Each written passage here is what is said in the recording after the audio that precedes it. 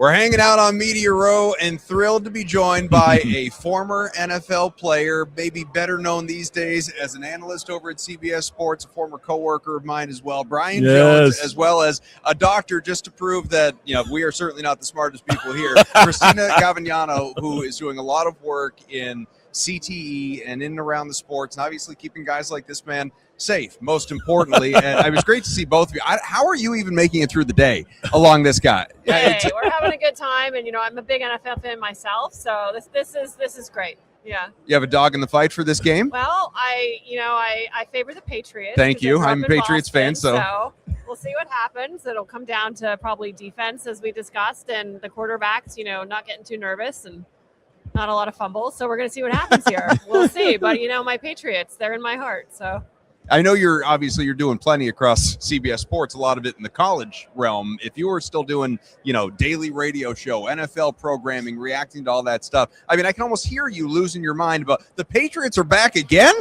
I'm losing my mind because I enjoy watching their defense. Yeah. They are phenomenal. And the redux of the Legion of Boom for Seattle. I mean, there were so many excellent defense, even the Texans. I mean, if C.J. Stroud wasn't point shaving, they'd probably be here. How many turnovers did he end up with? 10, I think. In two playoff games, about 10 turnovers. Yeah, but their defense was fabulous. The two defenses that are here, the last two standing, they're amazing. And so, yeah, you're right. I would be yelling and screaming because defense wins championships. So that in mind, you expecting a lower scoring game? Because these are both exceptional defenses. Yeah, I'm thinking 24-13. Depends on which Arnold shows up. He can be mistake prone, a la C.J. Stroud. So which quarterback shows up as far as Arnold? Darnold. I was going to say it's the Arnold with the D. Yeah. Going with the defense. They're going to take the D off his name if he doesn't play well. You're right. But I love me some Drake May. Going back to his days at UNC, This guy is just superb. He's a dual threat guy, and that's what this defense is going to have to be on guard for, whether or not Drake May takes off and utilizes his wheels, because we know he's capable. But that's going to be fun. And the matchup between Christian Gonzalez and Jackson Smith and Gigba. Yeah, absolutely. Can he handle it? Does he follow him all over the field? Is that coverage? Someone they're going to pass off to others, or are they going to play a lot of zone? What is the best way to take him out? Because he is, he should be the offensive player of the year. Yeah. He's, obviously as talented as they come in the NFL right now in terms of wideouts. Well, it depends on who you have on your side. It's not always about the X's and the O's. It's about the Jimmys and the Joes.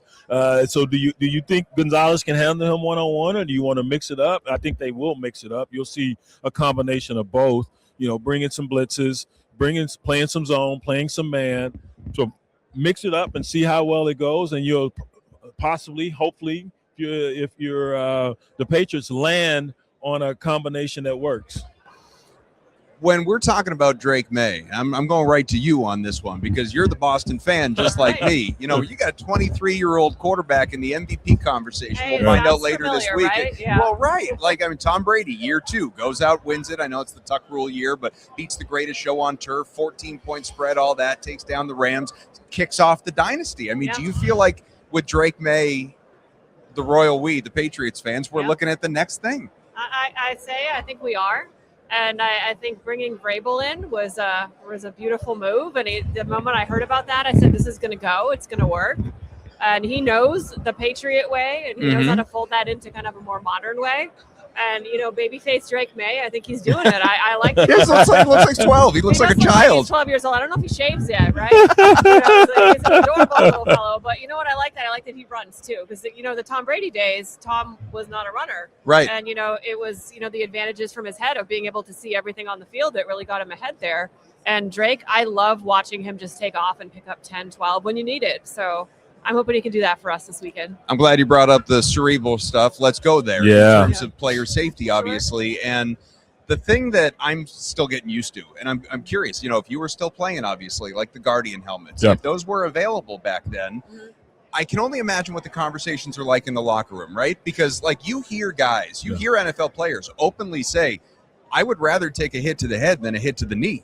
because which one's going to take me off the field in terms of affecting my livelihood. No doubt. But, as life goes on and you get older and you're off the field, I think some guys would take back that statement. They realize brain power and everything, all the fears of CTE and all of it. Are enough guys utilizing these Guardian helmets, or is it fear of those look ridiculous, I'm not wearing Well, that? I think the jury's still out as far as the effectiveness of the Guardian helmets. I liken them to Spaceballs. Yeah, Marvin the Martian. Yeah, but going back to the defense, that number 3, is it Petrie for the Texans? He wears that Guardian helmet, and he was living in the Patriots backfield, and the teams before that, the Steelers. That guy was balling out. But so I think there's still we still need to see what the data shows as far as wearing those helmets. But CTE is real, and you're correct. We would rather shake off what we dubbed a ding or seeing stars and get back in there than an ACL, which I suffered and many others have suffered. And the work that Dr. Gavignano is doing is just amazing. And being able to now tie inflammation to CTE and all these other afflictions that are out there, whether it's Parkinson's or depression or Alzheimer's, and now CTE, that is some monumental work on her part to be able to now find that connection. And if we can mitigate the inflammation or eliminate the inflammation, now we may be able to get our brain back to firing as it once did. Well, he couldn't have teed you up better. What is that research that you're doing exactly? Sure, that's fantastic. And so we've been studying inflammation for years and years and how it drives disease. And when you look at many different diseases, they seem so different, but under the covers, too much inflammation is a bad thing. And when we look at brain diseases and we look at CTE, we know there's too much inflammation in the brain. And we know it's like a fire that got turned on when you got hit in the head many, many times. And it's a fire that over the years just doesn't go out. It's almost like a smoldering fire. Yeah. And when it does that, it actually tells your neurons to ball up and not talk to each other. And then they kill the neighbor cells. And the neighbor cells, because they're all inflamed, you literally end up with holes in your brain. But in the case of the class of drug we're looking at, it's already FDA approved for other inflammatory diseases. So we're able to jump into clinical trials knowing an awful lot about how it behaves, safety, profile-wise. And it basically reduces the inflammation in the brain to allow your cells to naturally heal, go back to the way that they want to be in the brain. And that is the goal. What we've seen with other diseases is reversing neurocognitive impairment and the inflammation that drives these diseases. We're offering great hope, and there's a trial coming very soon. We're working with the Concussion and CTE Foundation and Chris Nowitzki, who drives that. And we'll be enrolling former NFL players to offer hope. The thing that I always can't stop thinking about, it's not funny, but the running joke of, you'll have football players like, you ever been in a car accident? It's like, man, I get into 25 car accidents every Sunday. Right. If you play in the trenches, if you play along the line, obviously. So, I mean, how do you rectify it? You can't just up and change the game. Right. What's the answer? Yeah, it's a good point, and I don't think anybody knows the answer, whether it's the NFL, the PA, or us scientists. And we're coming at it from one approach, which is we think inflammation, because we know the relationship, having a therapeutic that can maybe catch this early. Yeah. It could be you're measuring inflammatory markers after a concussion. Right. Maybe that's something that could be used to mitigate the severity of the concussion or its long-term effects. And coming at it in that way, also, we're getting it before it gets too bad, before you can't remember things, before you're completely debilitated. But at the same time, we're hopeful that there are position-specific helmets and, no more leading with the head and things like this. But, we don't know about the Guardian Cap yet. We're just really trying to learn about it. It's data. The statistics aren't there yet to know. But at least there's conversation now across the league, the PA and the players of saying, hey, we need to talk about this. This is what is happening to so many individuals. And the Chris Nowitzki's group, actually Concussion Foundation, has got a beautiful paper coming out very soon showing that there's a strong link between elevated inflammation and CTE. And there are many others that have shown that as well in different settings. And so we're doing our part the best we can to offer hope and step up with a drug that has a really great safety and efficacy profile. You can put a knee brace on.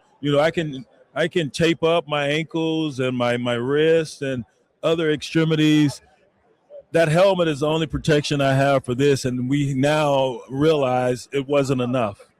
And so the work that Dr. Gavignano's doing, and Chris Nowitzki and his group, and man, that could be massive for helping us start diagnosing this stuff prior to death, and then actually having a modality that can assist with mitigating the circumstances of playing the game. Well, you mentioned it. CTE is real, obviously. How closely has it impacted you? Oh, a ton. I was telling Doc when I was working with your crazy ass and those others at CBS Sports Radio, you know this, I was doing TV and I was doing radio, and my brain was in a fog, dude. I didn't know what was going on. I was, what is happening to me?